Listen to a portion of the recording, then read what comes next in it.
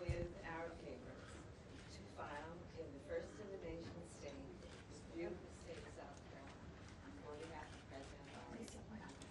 Thank you so much.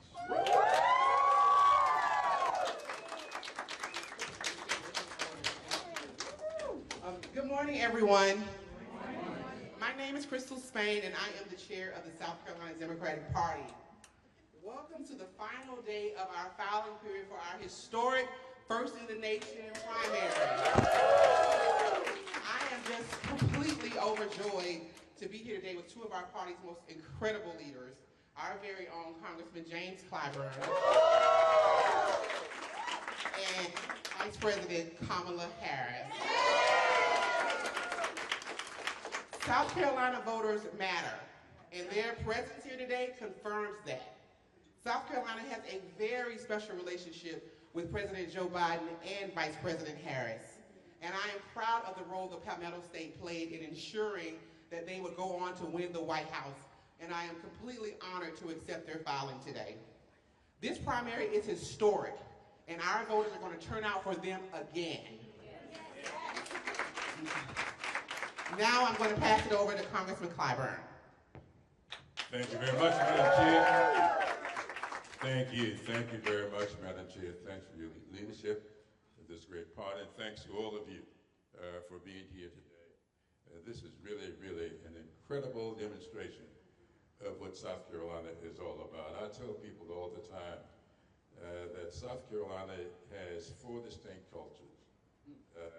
If you can acclimate and really penetrate in the PD, the Piedmont, the Midlands, and the Low Country, you have done what is necessary to win the presidency in November. And we've done that time and time again. Now, before I present our incredible Vice President, let me thank, first of all, the men and women who have served our nation so well, kept our freedoms intact, laid foundations for me to be where I am, for the Vice President to be where she is, and for President Joe Biden to be where he is. We're celebrating today, the Veterans Day. I know Veterans Day is tomorrow, but we're celebrating it today. And I just want to thank them for the work they've done.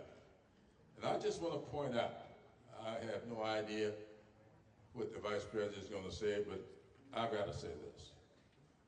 When we were putting together the PAC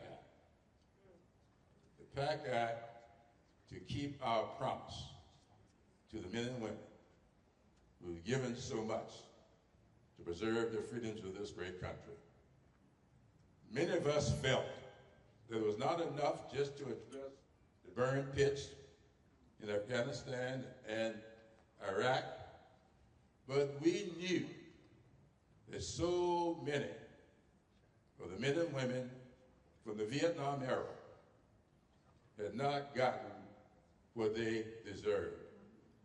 And the PAC Act went back to pick them up. And on yesterday, I had a virtual meeting with veterans and veterans officers around the state of South Carolina. And to hear a gentleman from the Vietnam War, to hear him talk about his injuries in that war, and to hear him talk about only getting 10% disability. To hear him talk about spending 23 months in the hospital. And because of the PAC Act, he is now getting 100% disability. That is indicative of what the Biden-Harris administration has been all about. Making sure that we repair the faults. It's one thing to talk about the future, but we can get into the future in a much better way if we take the time and do the things that are necessary to repair those faults that caused us to be where we are today. And we have done that for those Vietnam veterans, and the Biden-Harris administration is to be congratulated. The second thing I want to say before she comes before us, I got this little brochure here that, thanks to the South Carolina Democratic Party, we want all y'all to get some of these brochures before you leave here today. Because all these people that's running around talking about they don't know what he's done. Yeah.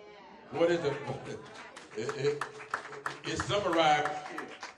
But there's one thing that I want to point out that I keep hearing and it bothers me a great deal. And it has to do with this. This headline, Joe Biden has dramatically cut student loan debt. And we keep hearing what he did not do because of one lawsuit that kept him from doing all he wanted to do.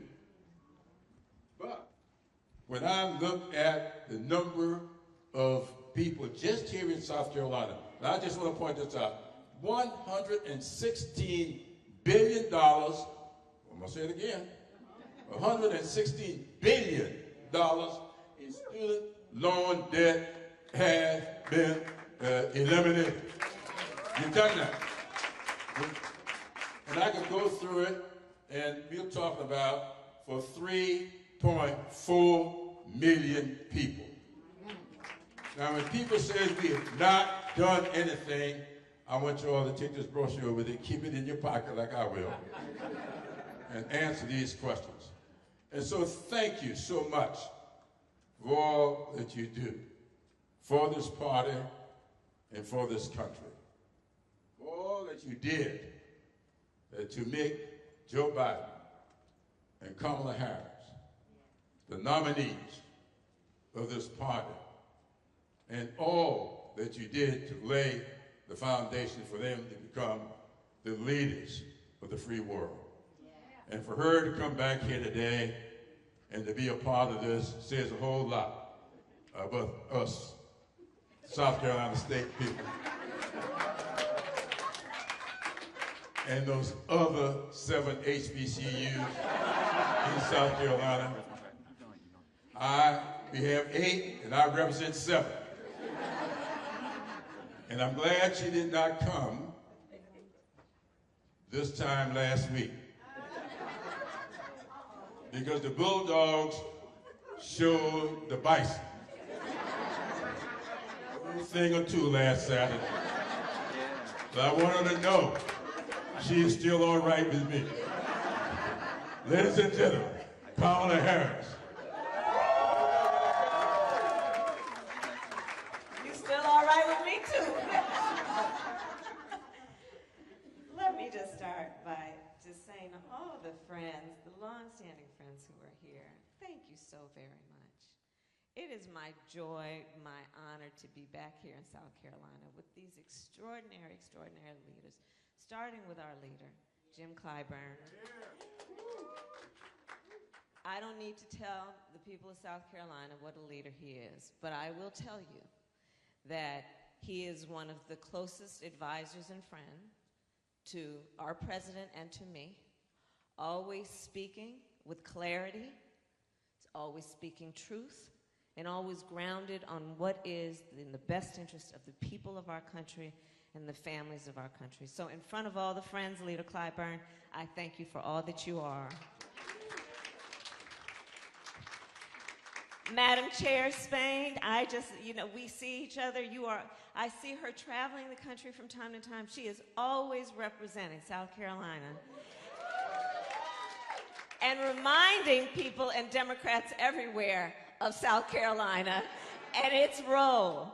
And so to be here today and to just for a moment appreciate this moment in the context of history, first in the nation, and then putting it in the context of what happened in 2020, when it was South Carolina that created the path to the White House for Joe Biden and me. South Carolina, who understood and believed in the promise of America and the importance of, with optimism, fueled by a sense of hope and understanding of what is possible, then fought for our democracy and for right of all people to participate. So I'm here to first and foremost thank everybody because of what you did in 2020. We have then come into office and with your support done a number of things that have been transformational for our country because of the work of the folks here in South Carolina. Seniors in our country, across our country, who have been suffering from diabetes and trying to make decisions about whether they could afford to fill their prescription or put food on the table, now are going to have their insulin capped at $35 a month because of the work that came out of South Carolina. I will never forget in 2019 and 2020, traveling to rural parts of South Carolina to meet with leaders and community leaders to talk about the need for accessible and affordable broadband. It's so impacted the way that the President and I have been thinking about it. And because of the work of the people here, we are now on path to get affordable and accessible broadband for all people in our country, including our rural families, because of the work of the folks here. The folks here said, let's deal with the issue of lead pipes, finally, that our babies should not have to drink toxic water coming out of those pipes that impacts their health and their ability to learn. Because of the work of the people in this room, we were elected and have been able to now be on the path to eliminate all lead pipes in our country over the next several years. Because of the people in this room, many of us very proud HBCU graduates, some of us who graduated from the Mecca, we understood the importance of recognizing extraordinary academic institutions and giving them the support they need. And because of the work of the people in this room, we have now invested over $7 billion in our HBCUs. The time that I and the President spent in South Carolina, a lot of it was small business owners who would talk with us about their ambitions and their dreams about growing their business because they are not only business leaders but civic leaders and community leaders and role models. And so we got in office and have now invested billions of dollars in increasing access to capital for our small businesses with an emphasis on minority small business owners, understanding what they do to contribute to the strength of our economy. And I could keep going on. But I say all that to say, again, thank you. It started here in South Carolina. The work that we have accomplished that will benefit people who we may never meet, people who may never know any of our names. So much of it can be attributed to the fight, to the commitment, and to the perseverance of the people in this room and in this state. So I'm here to say thank you. I am here to say, let's do it again. We will do it again. 2024, there is so much at stake. As I travel the country, I don't need to tell anybody, I do believe there is a full-on intent by some very powerful people to attack so many of our hard-fought, hard-won fundamental freedoms and rights. Yeah. And it is time that we then show them that we understand that the American people do believe in the foundational ideals of our country, which include the freedom of a woman to make decisions about her own body and not have her government tell her what to do. The freedom of our young people in particular to be free from the fear of gun violence and the need for reasonable gun safety laws. The freedom of people to be able to love who they love proudly and without judgment. The freedom of people to be able to have access to opportunity where we are not afraid to discuss diversity and equity and inclusion, understanding that that is part of how we will create a stronger economy and a stronger nation. We are fighting for fundamental freedoms, including the freedom of people to have access to the ballot and be able to vote. In the midst of those who are passing laws, who would dare to make it against the law to even give people food and water when they're standing in line for hours. The hypocrisy abounds. What happened to love thy neighbor? These are some of the basic things that are at stake in 2024, a fundamental fight for our freedoms.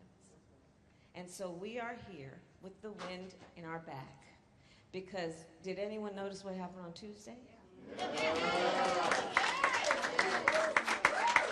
I'm going to require a longer memory. Did anyone notice what happened in the midterms? In the midterms, remember all the punditry talked about a red wave? That red wave never hit. No. What we saw was from Kansas to California, and then on Tuesday, from Ohio to Virginia, the people, whether they be in so-called red or blue states, voted for freedom. They voted for liberty. And by extension, they voted to uphold our democracy. And so all of that is at stake. We have momentum. The wind is at our back. And so let us continue to do what we know how to do. This is a fight for, not against. And it is a fight born out of our sincere and deep love for our country and understanding what is at stake. And I'll close with this point. I have now, as Vice President, met with over 100 world leaders, presidents, prime ministers, chancellors, and kings. When we walk in those rooms representing the United States of America, we walk in chin up, shoulders back, with the self-appointed and earned authority to talk about the importance of rule of law, democracy, human rights. And the thing about being a role model, everyone here knows. When you're a role model, people watch what you do to see if it matches what people around the world are watching what is happening. And I'm so proud to walk in those rooms and say that I know how our country and the people of our country are prepared to fight for our democracy. And we understand that our democracy will only be as strong as our individual willingness to fight for it. And so fight we will, and when we fight, we win. Thank you all.